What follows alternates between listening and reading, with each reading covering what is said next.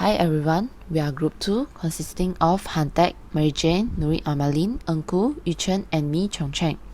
Today, MJ and I will represent our group on the presentation of contamination and acidification of soil. Let us start with soil acidification. It is a process where the soil pH decreases over time. Some of the causes of soil acidification include the reduction of soil buffering capacity. This happens due to the removal of base cations. For example, the increase in nitrogen and sulfur inputs such as legume and pasture fertilizer and atmospheric deposition will cause soil to become acidic. Other than that, soil acidification can also be caused by leaching and rainfall, which increases the nitrification of ammonium, making the soil more acidic when hydrogen is released through this process.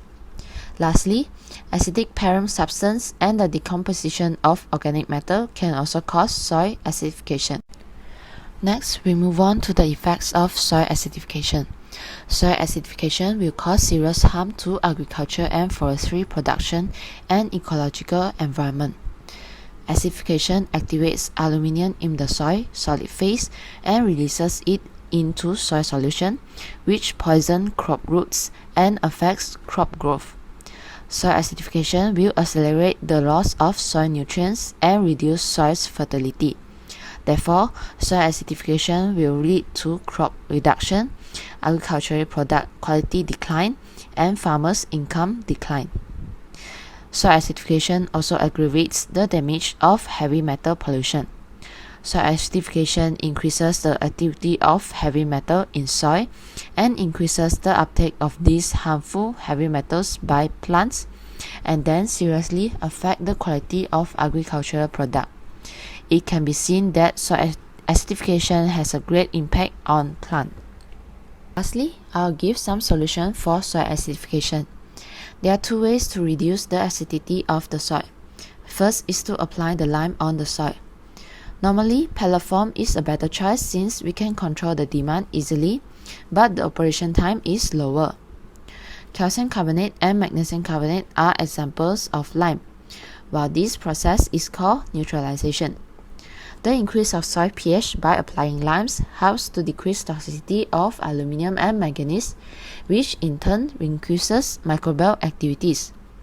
Second, wood ashes are used to increase pH since they contain fairly high amounts of potassium and calcium, with small amounts of phosphate, boron, and other elements that can effectively raise the pH value of a soil, especially if the soil is sandy in texture.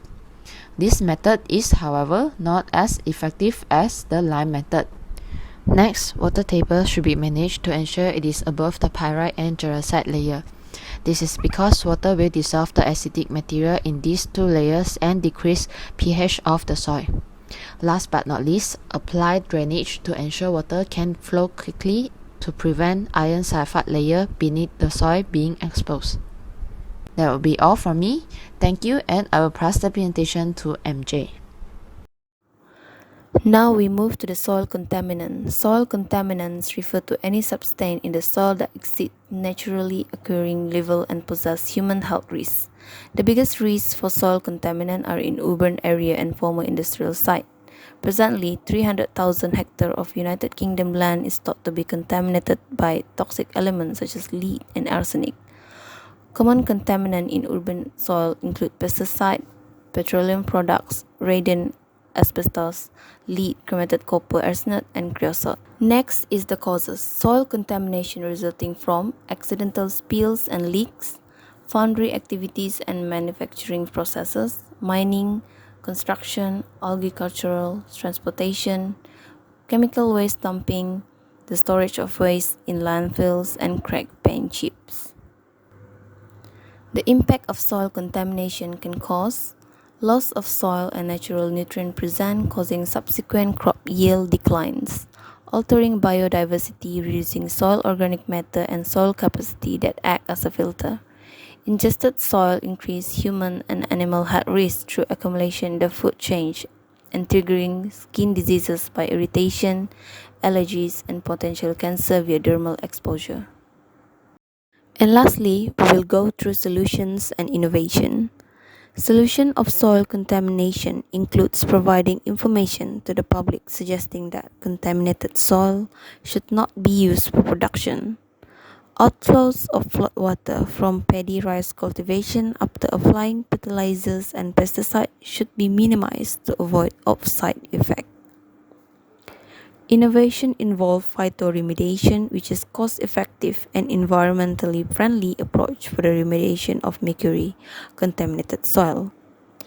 Enhanced soil washing can also permanently remove contaminant from soil via physical separation or chemical leaching. In situ soil washing can avoid the risks associated with contaminant transport during off-site treatment. And that's all from us. Thank you.